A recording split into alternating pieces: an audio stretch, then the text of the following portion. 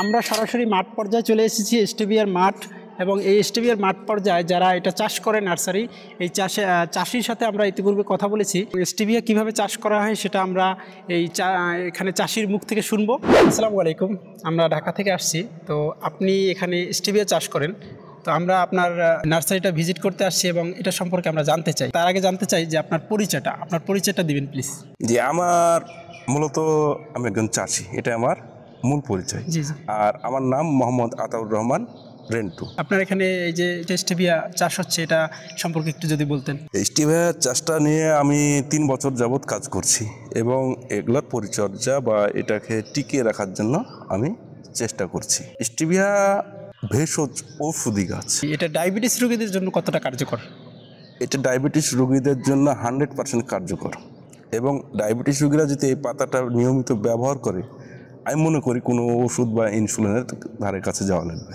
আর এই বিশেষ করে ডায়াবেটিস ছাড়াও কি এটা কি সবাই খেতে পারবে, বা এটা কিভাবে খাওয়া যায়? এটা ডায়াবেটিস ছাড়া, যেহেতু এটা চিনির বিকল্প, চিনি যারা খেতে পারে তো এটা অনায়াসে খেতে পারবে, সবাই খেতে পারে। কি সাথে?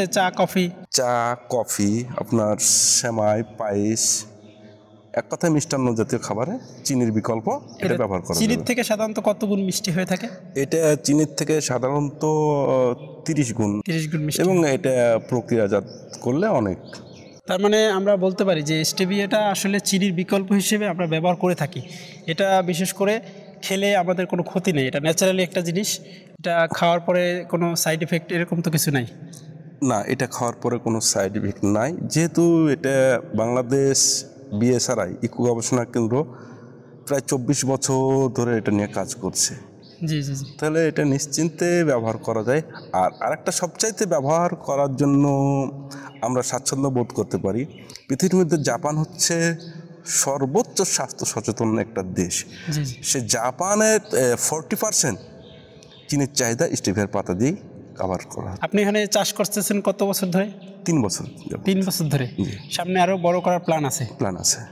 এই পুরা এটা আপনার এই খামারটা পুরো নিজের আপনার? জি জি। ঠিক আছে, ধন্যবাদ আপনাকে আমাদের সাথে সময় দেওয়ার জন্য এবং আপনার মূল্যবান পরামর্শের জন্য।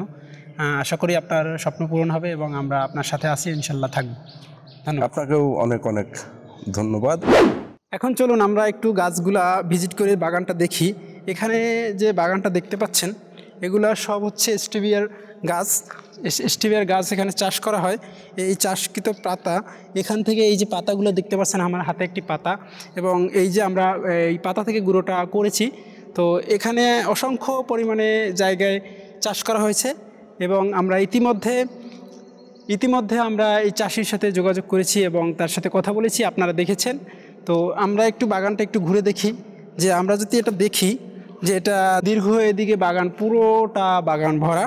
তো এখানে এটা মূলত কিছুদিন পর এখান থেকে পাতা সংগ্রহ করা হয়, সংগ্রহ করে শুকিয়ে তারপরে হচ্ছে এটা গুঁড়ো করা হয়। তো গুঁড়ো করে এটা ডায়াবেটিস থেকে শুরু করে সব ধরনের মানুষ খেতে পারবে। বিশেষ করে যারা ডায়াবেটিসে আক্রান্ত, চিনি খেতে পারে না, মিষ্টি খেতে পারে না, তারা কিন্তু এটা খুব ভালোভাবে খেতে পারবে। ন্যাচারাল, এটা কোনো ক্ষতি করবে না, এটা বরঞ্চ আরও ডায়াবেটিস নিয়ন্ত্রণে রাখবে। তো আমরা হচ্ছে এই গুঁড়োটা আপনাদেরকে দিয়ে থাকি। পাতাটাও দেওয়া যায়, বাট পাতাটা সবসময় পাওয়া যায় না, কারণ এই পাতাটা হচ্ছে প্রথমে সংগ্রহ করে শুকোতে হয়, এটাকে পরিষ্কার করে শুকোতে হয়, তারপরে গুঁড়ো করতে হয়। কিন্তু পাতাটা সবসময় থাকে না, আমরা এটা নির্দিষ্ট সময় সংগ্রহ করে তারপর হচ্ছে শুকিয়ে সুন্দরভাবে পরিষ্কার করে আমরা হচ্ছে গুঁড়োটা করি। আর এই গুঁড়োটাই হচ্ছে দীর্ঘদিন ধরে ব্যবহার করা যায়। এটা আপনারা নিয়ে খেতে পারবেন চা, কফি এবং যে কোনো মিষ্টান্ন খাবারের সাথে। বিশেষ করে ডায়াবেটিস যারা মিষ্টি খেতে পারেন না, তাদের জন্য বেস্ট একটা খাবার এবং এটা ন্যাচারাল একটা খাবার, এটা কোনো ক্ষতি নেই। এটা আপনারা সংগ্রহ করতে পারেন। আর এটা সংগ্রহ করার জন্য আমাদের পেজে নক করতে পারেন, রুকাইয়া শপের পেজে নক করবেন, মেসেজ করবেন অথবা ফোন করবেন অথবা আমাদের ওয়েবসাইট ভিজিট করবেন। এবং আমি মোহাম্মদ রানা, রুকাইয়া শপ থেকে ছিলাম। তো আপনারা রুকাইয়া শপের সাথেই থাকবেন এবং ন্যাচারাল খাবার খাবেন, সবসময় ভালো থাকবেন। তো এই হচ্ছে আমাদের স্টেভিয়ার মাঠ থেকে, রাজশাহী থেকে আমি আজকের মতো এখানেই বিদায় নিচ্ছি। ধন্যবাদ, ভালো থাকবেন, আল্লাহ হাফেজ।